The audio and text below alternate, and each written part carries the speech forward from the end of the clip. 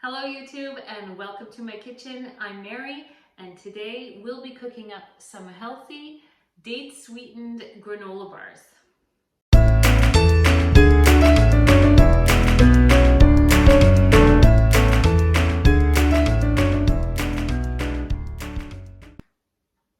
A few years ago I started to look for ways to cut out extra sugar from our diet and cut out processed foods.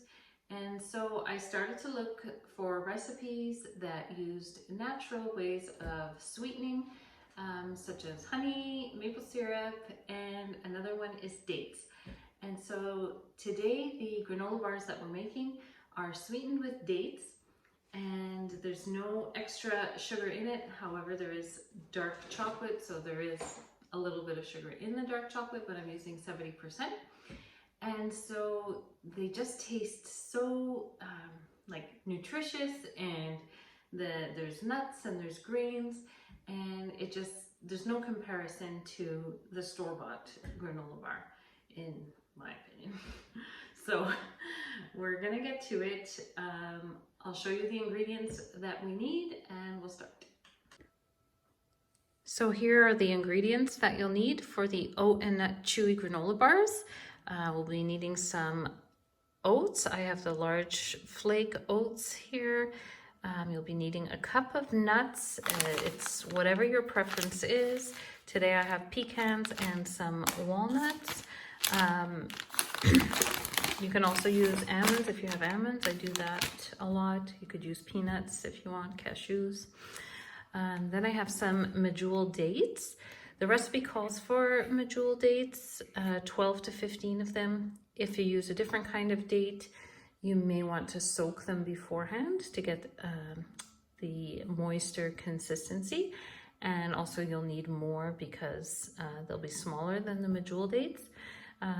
We're going to be putting it in the food processor, so you'll need to end up with a heaping half cup of the date paste. Also, we'll be using butter today. The recipe actually calls for coconut oil, but I just ran out of coconut oil. So we'll be needing 3 tablespoons of butter. We'll also be needing a nut butter. So today I have peanut butter, the natural kind, unsweetened. I've got vanilla. I've got some unsweetened coconut.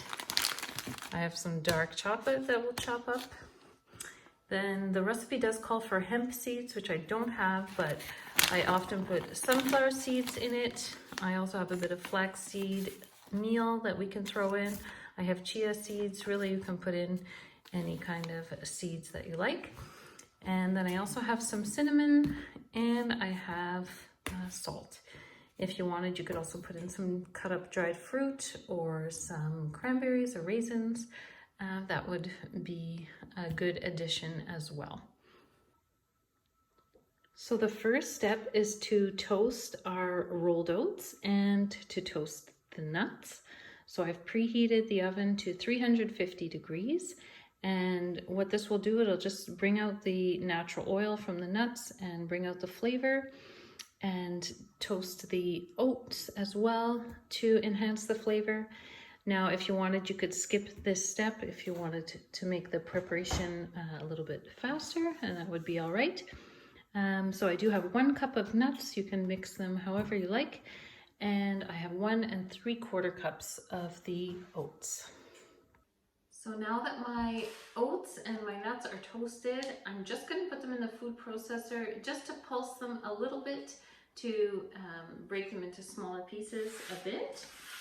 And then we'll put it in our bowl. You'll want to have a large mixing bowl to get all of the ingredients in after. Put my oats.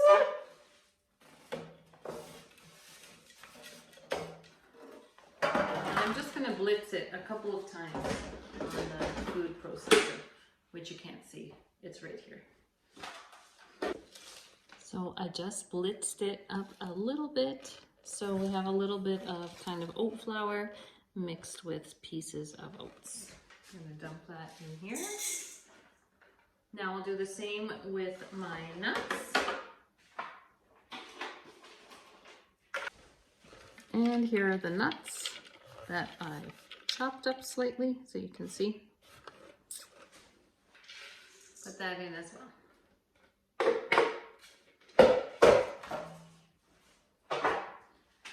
Now I'm going to chop up my medjool dates. You'll want to make sure you get the pits out because we're putting them in the food processor to make a paste, a date paste. And so the date pits will really mess up your blade. So just make sure to get them out. So we need 12 to 15 medjool dates. Cut up.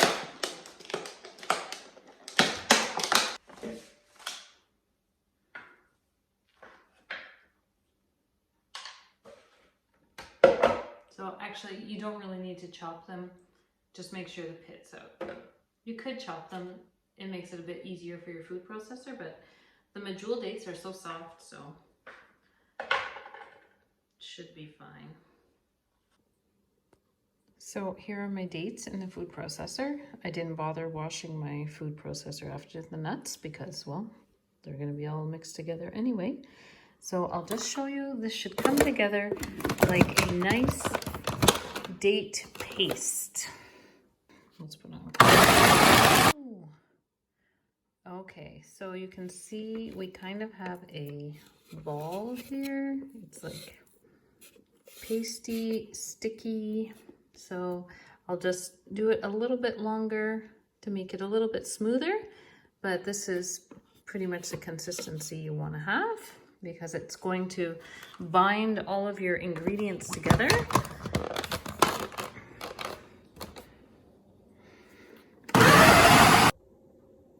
And there it is, nice and smooth. And so I'm going to dump that into my mixing bowl.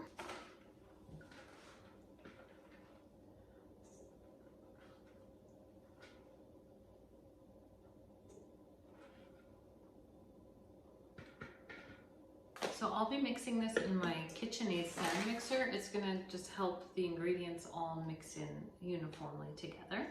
So far I have my oats, I have my nuts, I have the dates, and so then we'll be putting in 3 tablespoons of softened butter.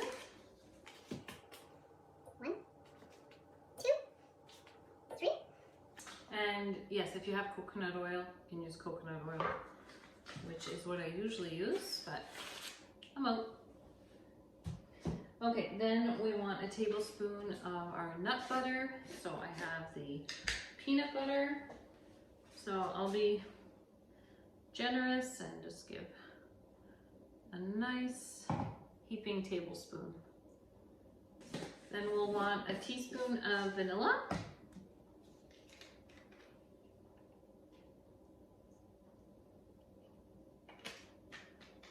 Half a cup of coconut. And I have the unsweetened kind. Okay. And then we have the seeds. So it calls for a quarter of a cup of seeds. So I'll just do a mixture of the sunflower seeds. I'll put in a little bit of flaxseed meal as well.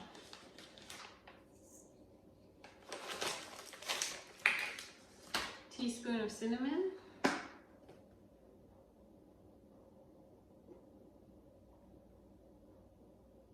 And half a teaspoon of salt.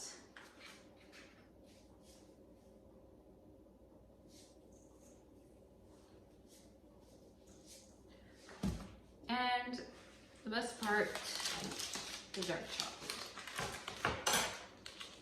So the dark chocolate, a third of a cup chopped.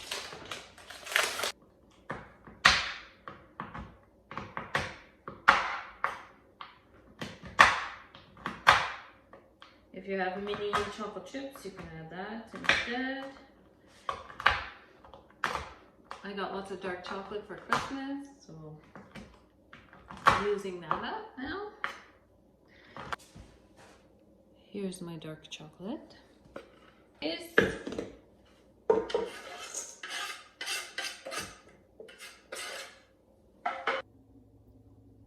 So now everything is in the bowl. So I'm just going to put it on my KitchenAid stand mixer and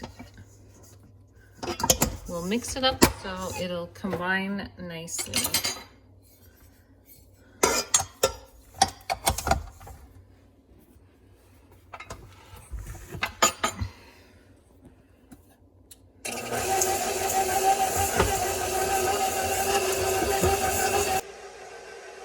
So while that's mixing in the mixer, I'll just prepare my pan. So I'm going to put some parchment paper in there. It calls for an 8x8 square pan. I don't have my 8x8, so I'll use 2 loaf pans. And I'll just line it with parchment. I'll put a little bit of butter so it sticks on the bottom.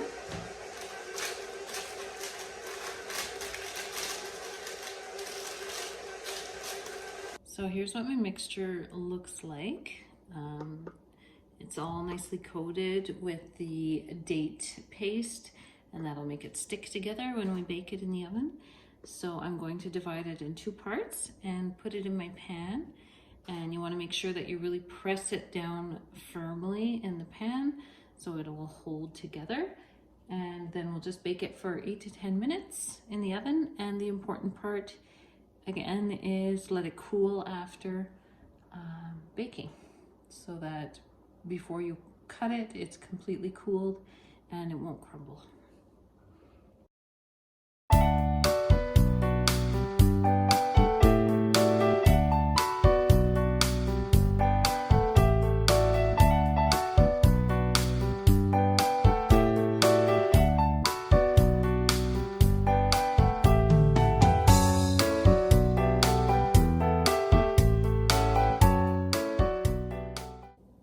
So I press them down really well, pushing the other pan down into it. So they should hold together nicely. And I'll put them in the oven, 350 for 8 to 10 minutes.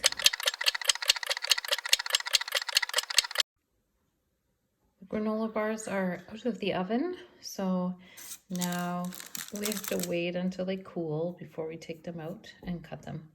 So that's the hardest part for the boys, to wait, because they've already asked, can we have a piece now? We'll try it for you. So we just have to wait till it cools and then I'll cut them up. So my granola bars have chilled and I'm just going to slice them up.